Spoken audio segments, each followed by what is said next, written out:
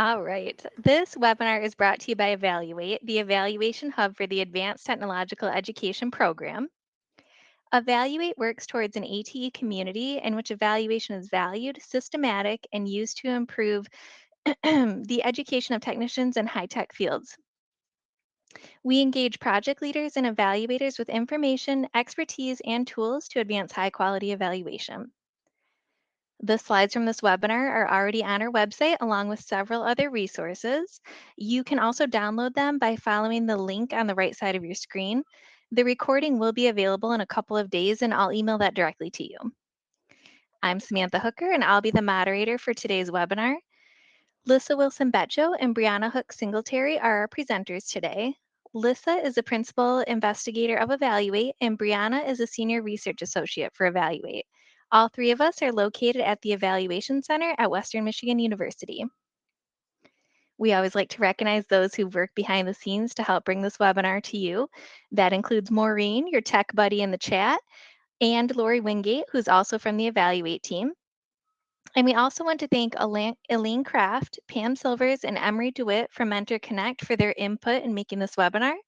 And finally, we always thank Carolyn Williams-Noren, our copy editor. Before we get started, I do want to point out that the views expressed in this webinar are those of the presenters and don't necessarily reflect those of the National Science Foundation. And with that, I'm going to pass it over to Lissa. Thanks, Samantha.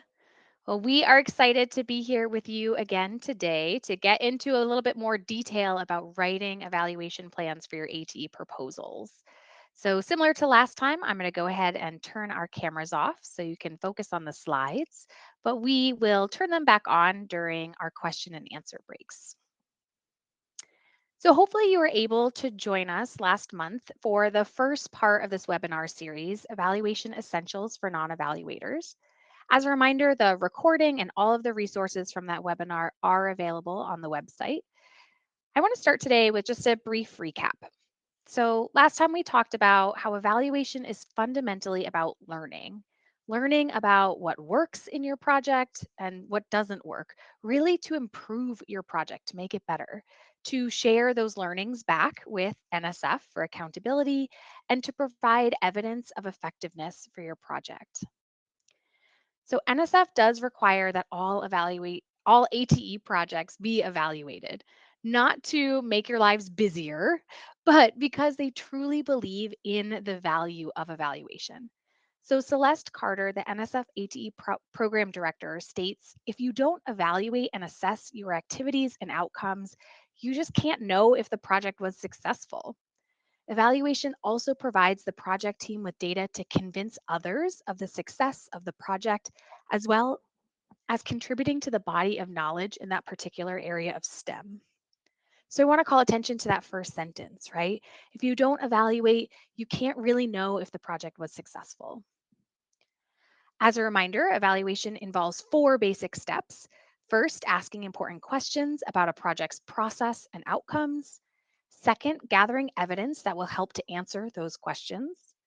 Third, interpreting the data collected and answering the evaluation questions. And fourth, using those results for learning.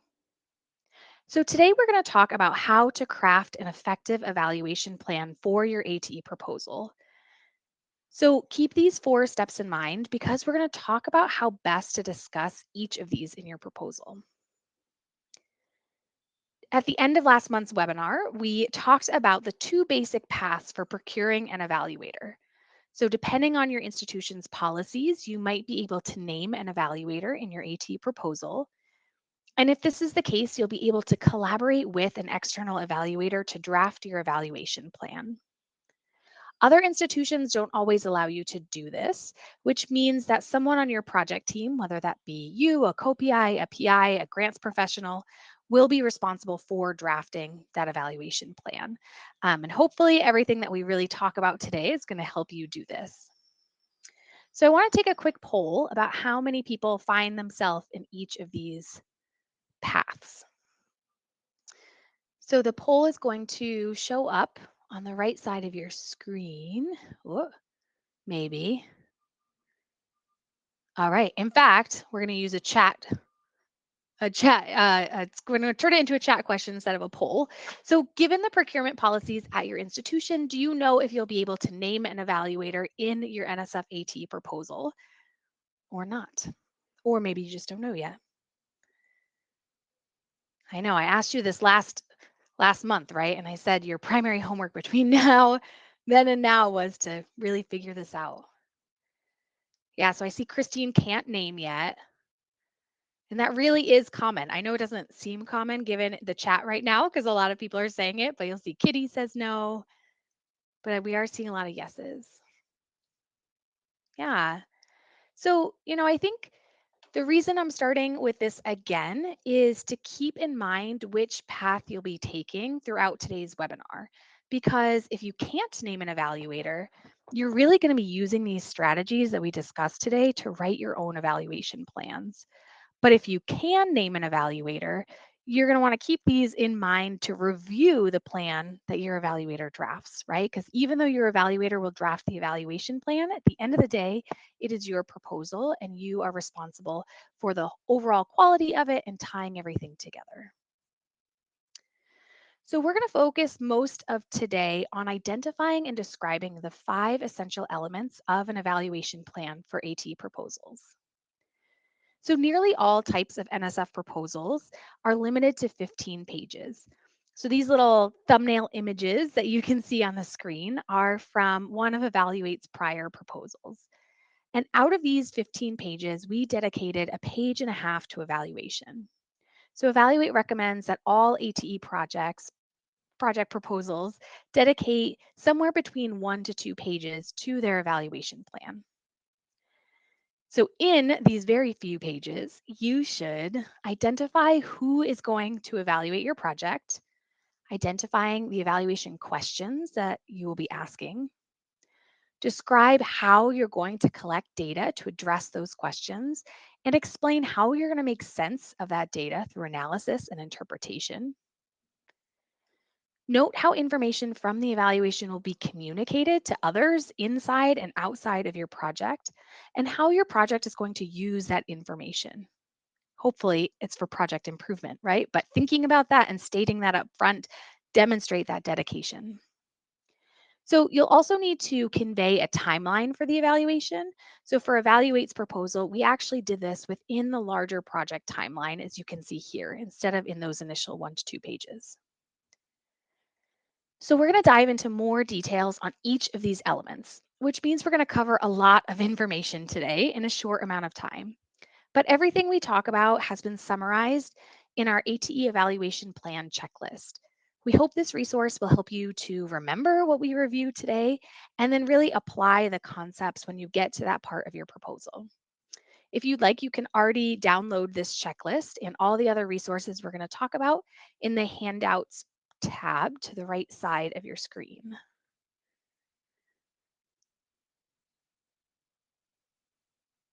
All right, so I'm going to hand it to Brianna to talk about evaluators. Thank you, Lissa. So let's start with what information about your evaluator should be included. NSF does like to see a specific evaluator named in the proposal who has committed to working on the project. If you're unable to identify your evaluator in your proposal, state why you cannot select an evaluator and your plan for finding an evaluator once funded. Then briefly describe the evaluator's qualifications and how those qualifications match with the evaluation plan for your project. For example, like if you have a highly quantitative evaluation plan, the evaluator needs to know that they have experience in quantitative evaluation. Then refer to the evaluator's biosketch and letters of collaboration, which should be uploaded with the proposal as supplementary documents. The biosketch should make the case that the evaluator is well matched to the project, not just that the evaluator has experience. So remember our friend Jen from February's webinar? We're going to use her ATE proposal to walk through the essential elements of an evaluation plan today. But first, I want to give you a brief overview of her idea. Jen teaches at a community college in an urban area that has a growing sector of food and beverage production plants. She has been hearing from her industry contacts that they need more welding technicians with experience with sanitary standards and hygienic design of welding with stainless steel. Local companies are looking to train incumbent workers in food grade welding and will require future employees to be certified before hiring. Jen thinks the opportunity to meet the industry need fits perfectly with NSF ATE solicitation. She wants to embed training on sanitary welding into existing courses at her institution. Together, the new curriculum for 3 courses will allow students to obtain a certificate and be embedded in the associate's degree program. For these additions to be successful, Jen also knows that she will need to train current faculty and upgrade their lab equipment to give students hands-on opportunities. The first thing Jen did was call the procurement office, which deals with contracts at her college. She referred to the evaluator procurement process guide we shared in our February webinar to help her understand what this process may look like. She found out that her institution would allow her to name an evaluator in her proposal. Her next step was to find an evaluator. She used Evaluate's guide to finding and selecting an evaluator to know where and how to search. Next, she conducted interviews with a few evaluators until she found someone that she was the right fit for her project. If you can't hire an evaluator until after you're funded, you will follow the same process after receiving the green light from your institution.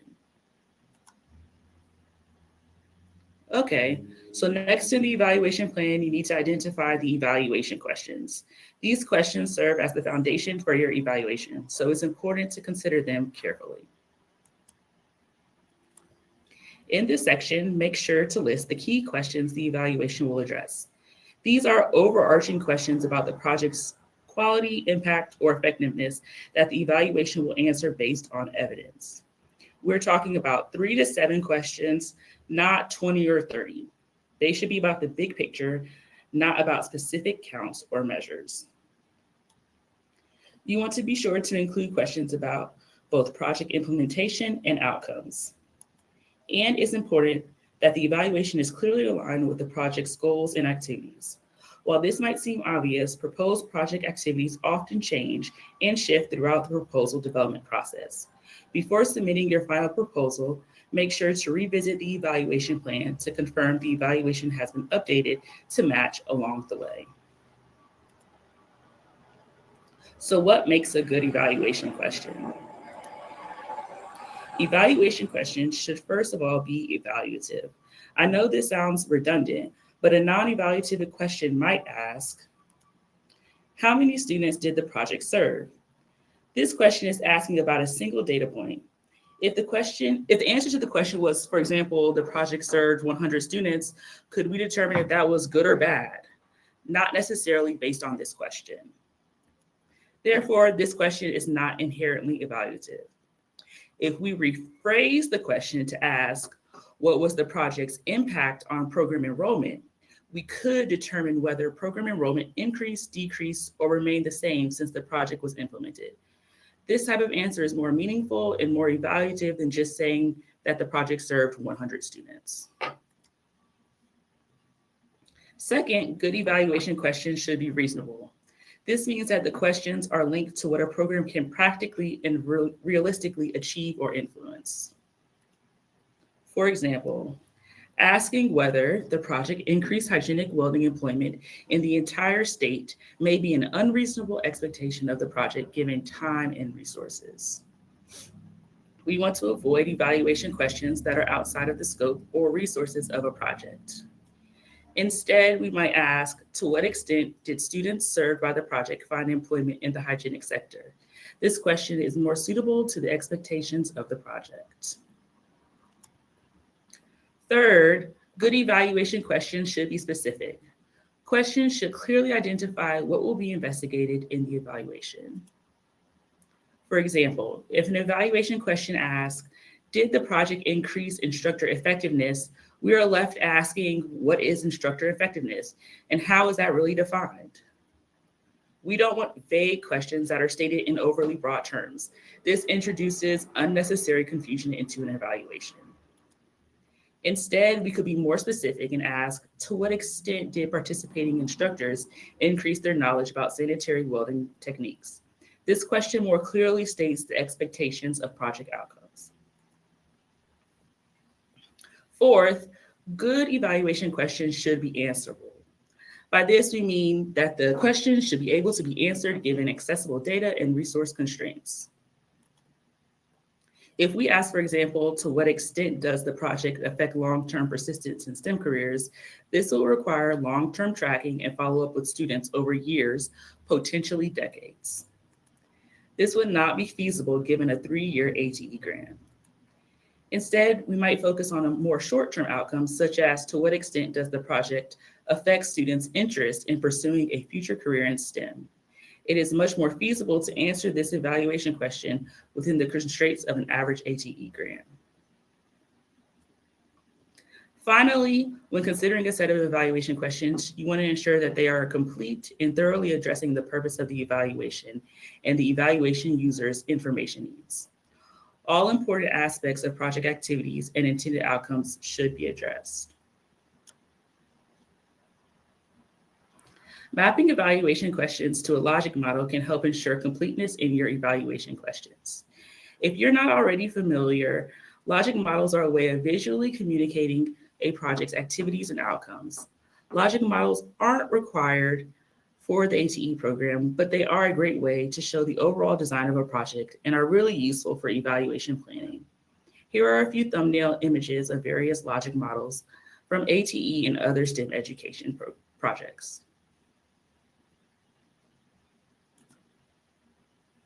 Let's take a look at what a logic model for Jen's proposal might look like. A basic logic model typically has the following columns across the top. Activities, these are what a project does, creates, or delivers. Short-term, midterm, and long-term outcomes. Every logic model looks different. The point is to succinctly communicate what the project will do and what changes the project intends to bring about through these activities. As we discussed before, Jen's primary activities include collaborating with local industries to understand their needs, develop content to embed in 3 welding courses, develop and offer professional development to faculty, and purchase new lab equipment. From these activities, a new certificate is created and faculty gain knowledge and skills in hygienic welding. With the certificate being offered and faculty trained, we would expect to see students gaining knowledge and skills in hygienic welding. They will also gain hands-on experience due to the new lab equipment and instructional activities. After engaging in updated courses, we would expect to see incumbent workers obtain the certificate in hygienic welding and other students in the associate's degree program gaining new skills. Both of these outcomes lead to meeting industry needs and staff skills and future hiring in hygienic welding. Evaluation questions about activities help a project determine whether it is achieving its targets in terms of student numbers, diversity, and satisfaction. It is also important to ask questions about project strengths and weaknesses to ensure the evaluation gathers information that can be used by the project to enhance its quality. The evaluation should ask questions about short-term outcomes. What changes do you expect to see directly after the activities are carried out? To what extent has faculty knowledge of hygienic welding techniques changed? And then what are the expected consequences of those changes? To what extent has student knowledge and skills changed? Asking about short-term and midterm outcomes can make a larger argument about the effectiveness of your project rather than simply asking questions about activity counts or satisfaction. It can often be difficult to adequately ask about long-term outcomes of a project. For ATE projects, these often involve students obtaining employment and colleges meeting the needs of local industries. For projects that are developing a certificate like Jen, it might take longer than the 3-year grant period for the first student to go through the program. Therefore, you might not always ask evaluation questions about long-term outcomes. As you can see, our evaluation questions span most columns of our logic model, asking questions about both implementation and outcomes. In your evaluation, you want to make the strongest argument possible about the effectiveness of your project. Consider what types of information would convince you as a scientist whether the project has been successful or not. I know we covered this pretty fast, but Evaluate has a number of resources on logic models and evaluation questions to help you put this into practice. Evaluate has a logic model template for ATE projects, which includes questions, prompts, and examples. We also have a webinar recording that focuses just on how to integrate a logic model into a funding proposal. The recordings, slides, and additional resources are available on our website. For more information about what makes good evaluation questions, see the evaluation question checklist, which provides a more detailed definition of the criteria for good evaluation questions that we discussed today. Finally, for those of you who are attending the High Tech Conference in July, Evaluate will be hosting or will be running one-on-one logic model clinics. You'll be able to sign up to spend some time with an Evaluate team member to discuss your project's logic model or evaluation plan. We know you'll be attending the Mentor Connect workshop on Tuesday, so we'll have plenty of open time slots available on other days. Signups will be open when the High Tech program is published. So I know that was a lot again, so I want to stop here and hand it over to Samantha to see if there are any questions. Okay, thank you. We don't have any questions in the chat yet, but I just want to remind you, if you have questions, you can put them right in the chat box and we'll make sure that we answer them. We do have 2 more question breaks coming up as well. So if anytime during the presentation, something pops in that you want some clarification on, please feel free to enter it and I'll keep an eye on it and make sure that we cover that in our next break. While people are thinking about their questions that they might have at this point, I was thinking about the experience of serving as a reviewer on an NSF panel and the role that the evaluation plan plays in making a strong proposal or not. So, yes, you have the fact that the solicitation requires your proposal to have an evaluation plan, right? So, in some sense, there's that kind of checkbox, is it there or not? But I have also heard many reviewers really critically thinking about whether or not that evaluation plan is going to have useful information that the project learns, and really thinking about that as a element of quality for that proposal to say, is it worth giving this group money, right? Are they going to learn from what they're doing? Are they going to not only be able to improve what they're doing, but share that evidence with others who might be doing something similar? So just a comment to say that, like, even though sometimes the evaluation plan feels like just one more checkbox that you need to do on your proposal, reviewers really do look at it as an important piece of the proposal to really think through the quality of the project that you will end up carrying out. Okay, thank you. I think we look like we're okay to move on for now, but don't forget, go ahead and put your questions in the chat and I'll keep an eye on them. All right, wonderful. So let's talk about data. So the next element of the evaluation plan is about the data that you'll need for your evaluation. So what information will be used, how it'll be collected, analyzed, and interpreted. And these are all pretty distinct things, but we've grouped them together because we can't really talk about one without referring to the others. So in this section of your evaluation plan, you will need to describe what information will be used to answer the evaluation questions. So these are called your indicators. How the information will be obtained and from what sources. These are your data collection methods. How the quantitative and qualitative data will be summarized. So that's the analysis you'll use. And how the findings will be used to answer the evaluation questions. So here is really talking about the interpretation of that data. So let's take a closer look at each of those terms that I just mentioned. So, indicators are the specific things you will measure so that you can answer the evaluation questions. Examples might be the number of educators that you served, students' interest in STEM, or rates of program completion. The data collection method is how the information for the evaluation is obtained. So, data collection methods could include surveys, interviews, focus groups, or even using existing student data. Analysis is the process of transforming that raw data that you collected into usable information. So, this might mean identifying themes in qualitative data, producing descriptive statistics like means or percentages. And although they're often conflated, analysis is not the same as interpretation. So, interpretation is what you do so that you can actually answer your original evaluation question.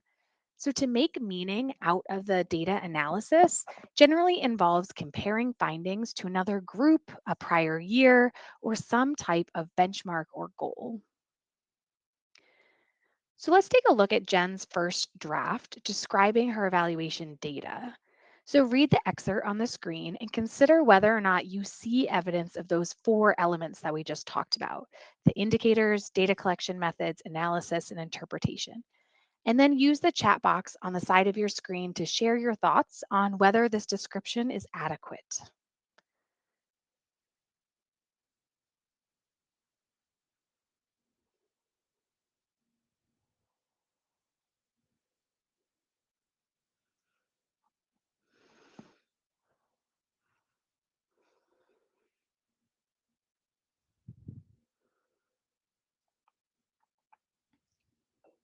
So I'll give you one more minute to finish reading and type your thoughts in the chat.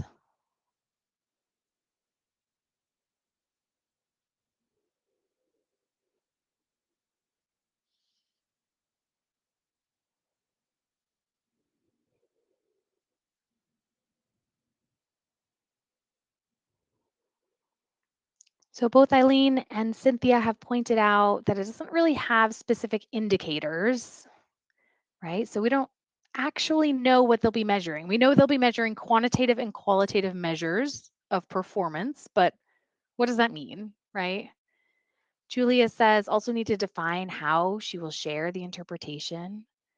Carla says needs to outline the survey questions, targets to be met, and how they will be measured. Fars also says that interpretation piece is missing. Absolutely. Christine points back to the more specific indicators, also an unclear analysis and interpretation. Yeah. Yeah. What are they evaluating? With which components, says Vicky? Yeah. So this is a really vague description, right? Like this description could talk about a whole host of evaluation plans, both inside ATE and in other areas, right? There's really no evidence that this evaluation plan has been tailored to the activities and goals of Jen's project. So, this is not what you want to do, right? You want to be pretty specific about these things. But you also may be thinking that this is a lot of information to include in just one part of a 1 to 2 page evaluation plan. And you're right. You probably will not have a lot of room to go in depth, but you do want to demonstrate that you have a concrete plan for collecting and using the evaluation data. A really efficient way to present the data elements of an evaluation plan is to put them into a table that looks like this. So here we have the evaluation questions and then the indicators that answer that evaluation question. For each of those indicators, we also have the data source and the method of how we're going to collect that, the analysis approach that we're going to use to analyze that data, and then we have the interpretation for each of those, right? So a few of you said, like, what benchmark are we using? So here you can see for the pre and post assessment of faculty change in knowledge, right? We're going to be comparing that pre and post, the before and after. But with something else based on like the proficiency of faculty in basic hygienic welding, we're really comparing to the target pass rate of 90%. So these interpretation benchmarks can come from various places, but it is pretty important to make sure that you are acknowledging this in your plan of how you're going to determine what success for your project looks like. So, as you might imagine, this format really forces you to think carefully about the data that you're going to collect, how you're going to get it, and how you're going to use it. So, making a matrix format like this can really help to strengthen your evaluation plan and show the logical connections between those indicators, data sources, analysis, and interpretation. If you want to put your data collection plan into a table like that, Evaluate does have guidance for you in our evaluation data matrix template. So this kind of sets up what that matrix might look like, including some possible columns. And it also has definitions and examples for each of these elements. Now I'm going to pass it over to Brianna to talk about communication and use of evaluation results. Thank you, Lisa. In this next section in your evaluation plan, you'll really need to focus on briefly touching on the communication and use of information from the evaluation. So here you should identify what reports will be prepared and who will receive them. At the minimum, you should have one annual evaluation report in advance of your annual report due date to ensure that you can integrate your evaluation findings into that annual report. It's good to mention how frequently the evaluator will communicate with the project team to show there's a real feedback loop. For the evaluate team, we meet with our evaluator once a month. And also note how evaluation results will be shared with external audiences who could benefit from the information. These checkpoints are embedded in the NSF's review criteria. The criteria asks first, is the evaluation likely to provide useful information to the project and others? Additionally, it asks, will the project evaluation inform others through communication of results? You will want to make sure to demonstrate that this is going to happen in your proposal. With that in mind, I'd like you to read through these descriptions of evaluation communication and use from 3 different proposals and decide which one you think is best. You can use the poll that's on the right side of your screen. You can also share additional thoughts in the chat box.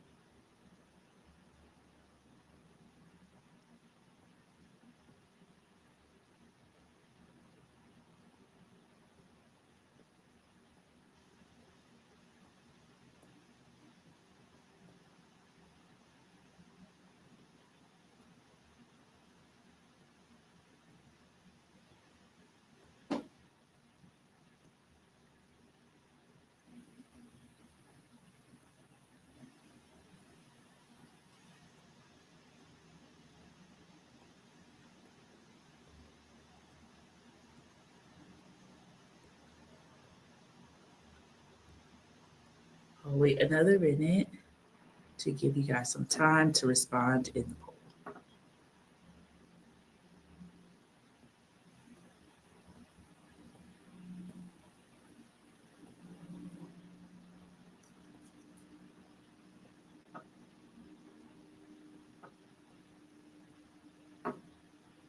All right. So as you can see, proposal A really lacks substantive information. It doesn't show any awareness that the project should be receiving and using information from the evaluation on a regular basis. Proposal C, or example C, treats evaluation strictly as an accountability function and doesn't demonstrate a commitment to using what's learned from the evaluation. Meanwhile, Proposal B, on the other hand, shows a commitment to actually using the information and sharing out with others. So it's very explicit in how it plans to communicate and use those evaluation findings. If you're not sure what communication should look like between the project team and evaluator, check out our communication plan checklist. We also have a checklist of ways to use your evaluation findings. It can be helpful to have these options in mind while writing your proposal to envision how to get the most out of your evaluation.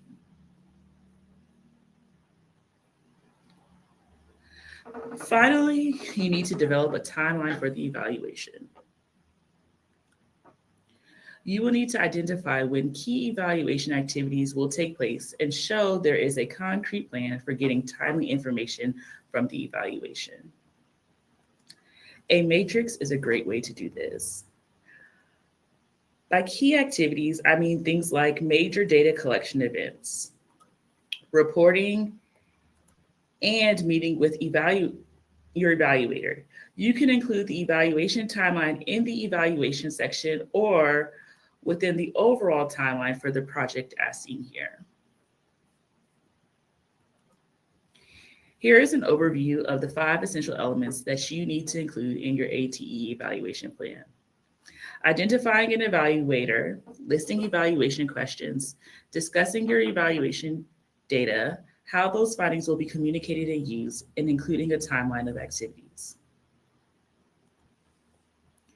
To help you present the evaluation plan succinctly within a proposal, we've created a proposal evaluation plan template, which shows you how to organize the information efficiently.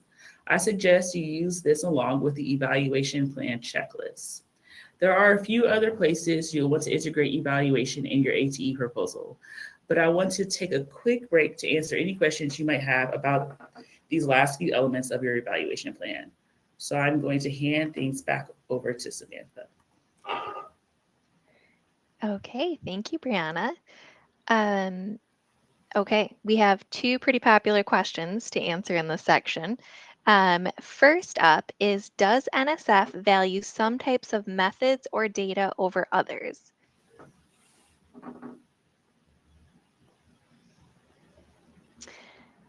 So I can't speak for all NSF programs, but certainly within the ATE program, there really isn't a prescriptive or preference for what kind of data or measures, right? So really, if we're talking about quantitative versus qualitative, numbers versus stories, it's really about making sure that the methods you're using and the data you're collecting matches the questions that you're asking and the things that you want to learn. There are a lot of details in the solicitation about what kinds of things you might want to be measuring, right? So maybe things like job placements or graduation rates, but also just making sure you're meeting the needs of your business and industry partners is really the most important thing in ATE. So there's really no preference about whether it comes to evaluation design or the types of data that's used. It's really just making sure that those things align with what you're learning, what you're looking to learn, and making sure that you can make that argument at the end of your project. Okay, thank you. All right, next up, will I need IRB approval for my evaluation? And I know we love our acronyms, but maybe you could also give a breakdown of what IRB is. The IRB stands for the Institutional Review Board. And it is very important to detail in your data management plan how you will use the data. I would defer to Alyssa to see if they specifically need to, identify IRB or not. Yeah, so when you submit your ATE proposal, there will be a question in which you're going to have to acknowledge whether or not your project was approved by your institutional or in, review board, or whether or not it's pending, something like that. I will say most colleges and university based IRBs will actually waive the requirement for a full board review for program evaluation. It tends to not meet their definition of generalizable research. But that is something you want to make sure that you are aware of and you're looking into in the beginning, because there will be that button. So it can be in the process of. I've also heard those who are working with institutions or organizations that don't have a built-in institutional review board. This just might not be something that your college has access to, or maybe you're in another type of organization that doesn't have an IRB. So they're right. Nathan just asked if we don't have an IRB, how do we get the waiver? Yeah, that's the exact question, right? So there are a few options. So if you are like at a 2-year institution that doesn't have an IRB, I would reach out to your local 4-year institution to see if they have an IRB. Often I've seen that some institutions have an agreement in which you can go through their IRB and use their IRB. There are also private IRBs that you can go through, which they are paid for. So you will need to pay for that service. But they can also have a much quicker turnaround time than most academic institution IRBs. Okay, thank you. Um, I want to apologize. I know I have a lot of construction noise going on over here. It's like they waited for the webinar just to like start digging up this parking ramp. So sorry, I'm sure it's a little bit distracting. Um, In the okay. in the chat, I just want to acknowledge that Carla said if your IRB is exempt, you should have a letter documenting that exemption status. Absolutely. Sometimes I know often at our institution, I will actually just kind of email our IRB person, say this is what we're doing, and she'll respond via an email, like pretty informally and say like, oh, don't worry about it. But then I follow up with her and I say, can I have an official letter documenting that?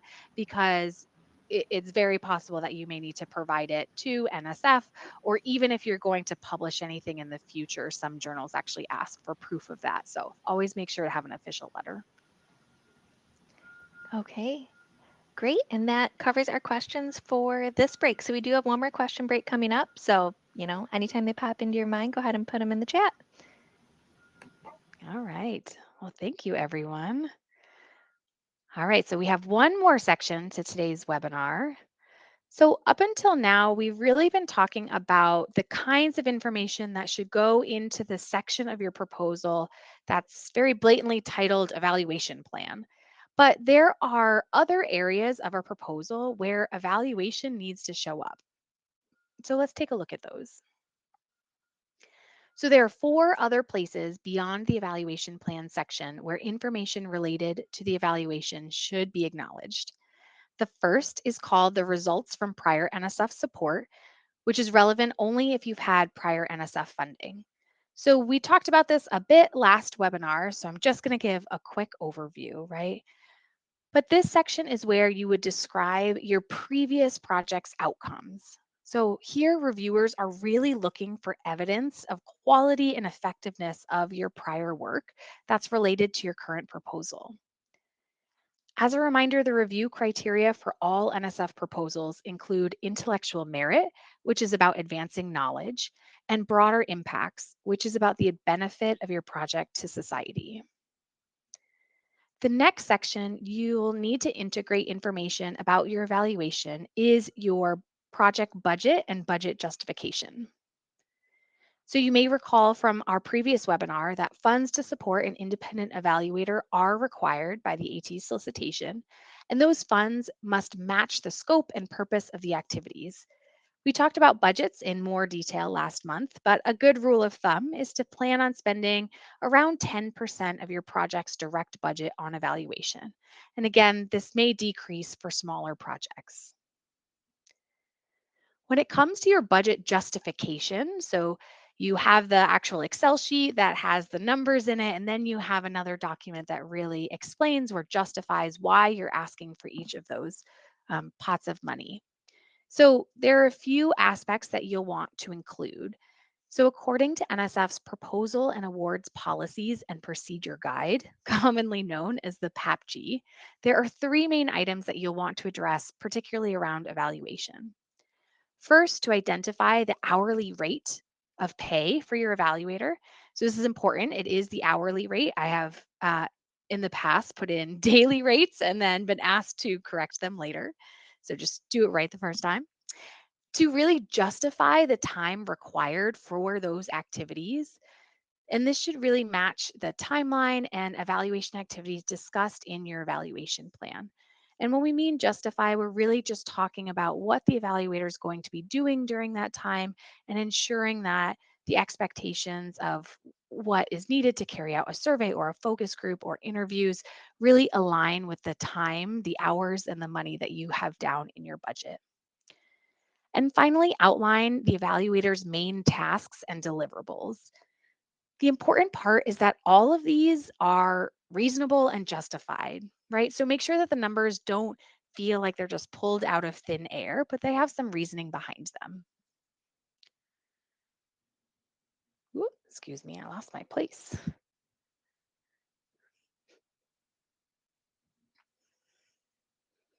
All right, here we go. Ooh. All right. So the next thing you want to know is that all NSF proposals require what's called a data management plan. So Brianna mentioned this briefly earlier, but here is another place where you'll want to make sure to integrate information about your evaluation. The data management plan is not part of your 15-page project description. It's uploaded separately. And this document can be up to 2 pages and must include the following types of information.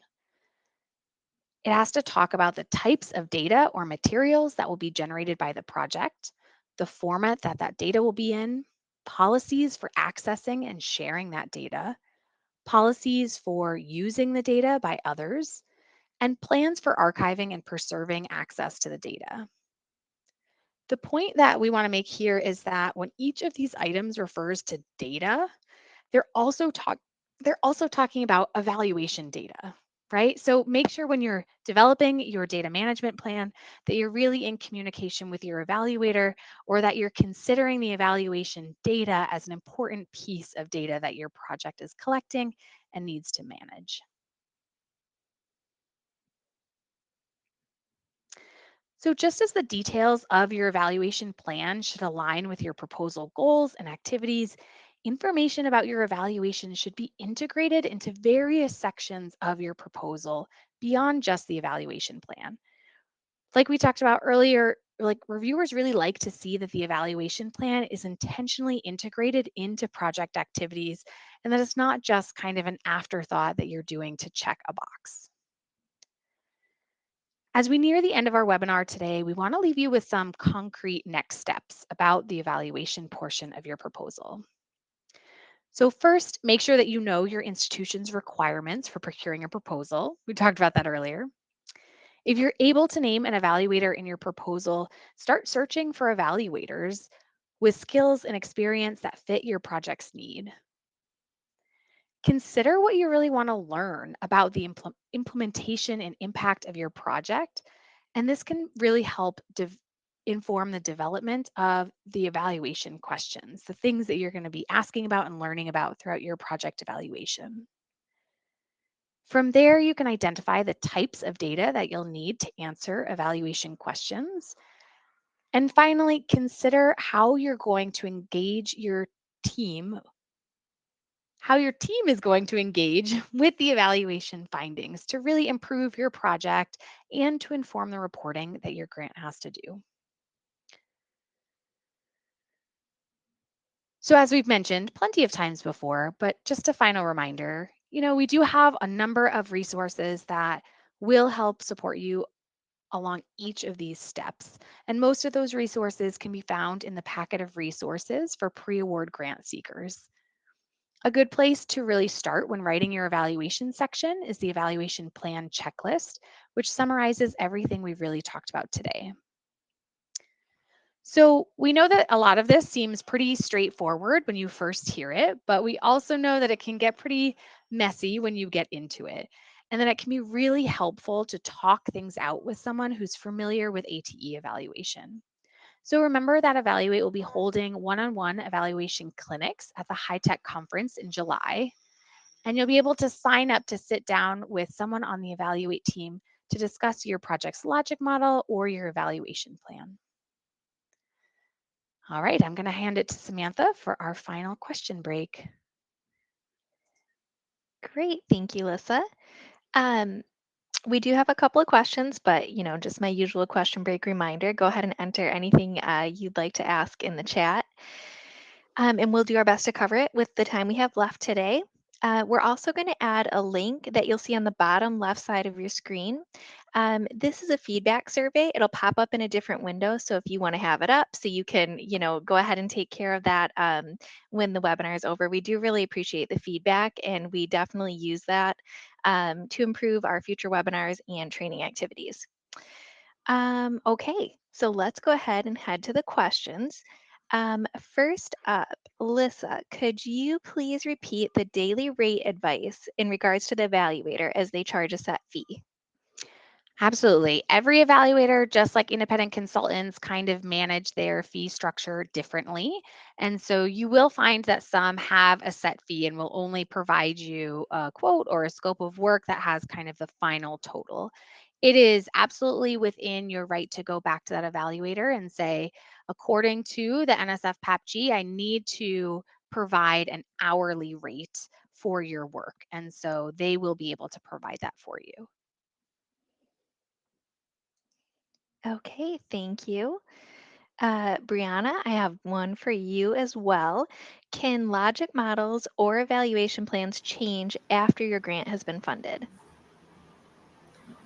Um, my immediate response was like, not only can they change, but they should change. You should treat your logic model as a living document. So as you're making changes in your project, it's good to document those changes in your logic model. So when you have to report or show like what you've been doing, you're able to document the changes, see what you've done, show the progress, how this logic model has developed.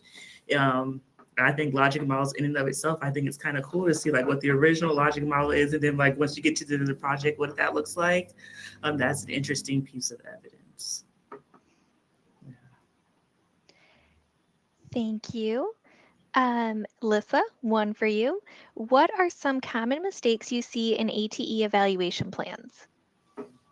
Absolutely. I think the two that I have seen most often is first, kind of just that like vague evaluation plan. The one that, similar to some of the examples we showed you today, where the indicators aren't really specified and it's not specific about the methods. And it could kind of be for any type of project. There's no clear evidence that it's for your project and you know how and why you're going to use the information that comes from that evaluation. So the first is like a vague evaluation plan. The second thing that we see is an evaluation plan that just isn't quite aligned with the project goals or objectives. And I will absolutely recognize that um, your proposal idea evolves and changes as you develop it. And sometimes I see that grant seekers will give a first draft of their proposal to evaluators. The evaluators will then write an evaluation plan and then hand that to the grant, those writing the proposal. But within that time, the idea of the proposals and the project goals have kind of shifted, right? And so when they put the evaluation plan in their now changed proposal, the outcomes that the evaluation is measuring no longer align with the stated goals, right? And that always trips up reviewers because they're like, what? They say they're going to do this, but then the evaluation never asks about that. So, really making sure that as your proposal, your project idea evolves, that you're really in communication with your evaluator or whoever is writing your evaluation plan to ensure that there's still that alignment, that consistency when you get to the final draft.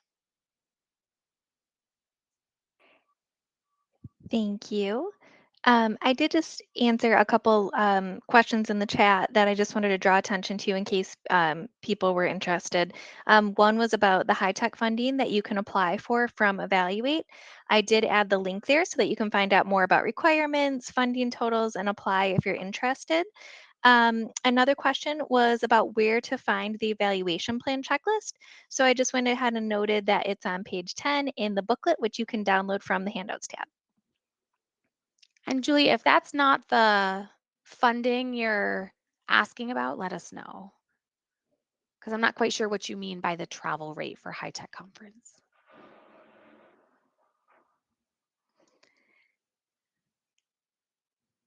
Okay.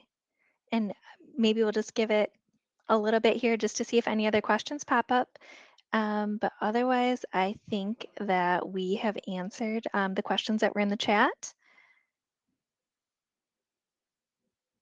Yeah, let's pop up the survey so it's there. But Perfect. I know we have like 2 more minutes left. Like, Mhm. Brianna, you have developed a number of evaluation plans for various types of projects, both within NSF or STEM education and other contexts. When someone comes and contacts you and says, "Hey, will you work with me? Will you be my evaluator?" What type of information do you need from that group to write an effective evaluation plan? Um, to write an effective evaluation plan, I really have to have an idea of what the project is. Like, what are you, um, for a lot of the projects, it's researching. So, what are your research questions? What are you looking at? How long is the project? Um, what are your resources? What are the constraints related to project and funding? Because each project or each funder has specific requirements and things that are and are not allowed. Um, I really like to think of it as a, I hope you guys can't hear all that noise. That's why I just paused for a second. But I really like to think of it as a collaborative process. So I really like to sit down with the team and all the different people who are on the team to understand like everybody's understanding. I find things that we discussed today, like a logic model or even going through the matrix, great activities to do with the project team just to make sure that everything aligns. So I mean, there's lots of information I need, but I really think, like, to me, key for a great evaluation plan or one that is really reflective of the project is that it's collaborative and that we talk and that it's just not you sent me a proposal and you want me to write an evaluation plan because typically a lot of stuff gets lost or missed with that approach. Yeah. Absolutely. That's a good response. All right.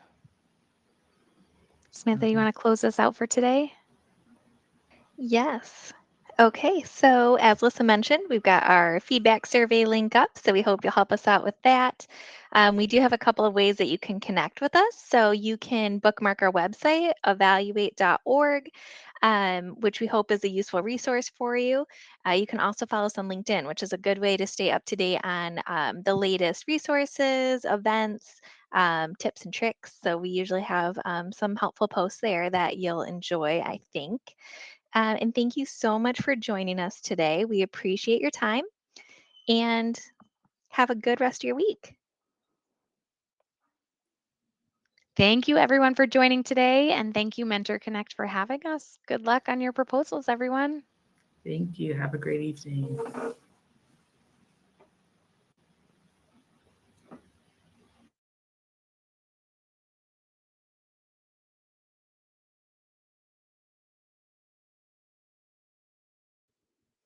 Someone just correctly pointed out that the feedback survey link is not working. Give us 2 seconds and we will check that. We'll put it in the chat.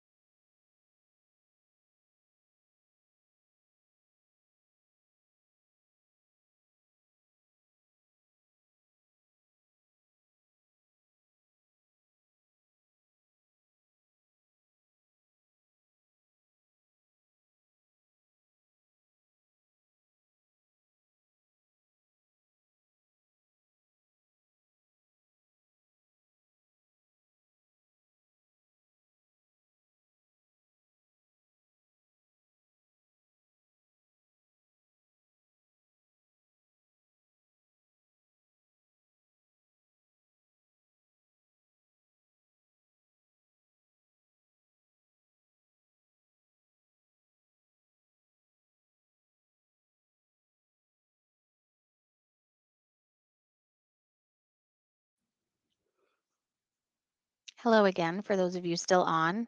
It looks like we are going to have to send you that link out via email. So please keep an eye out for that. Thank you so much, everyone. Have a good rest of your day.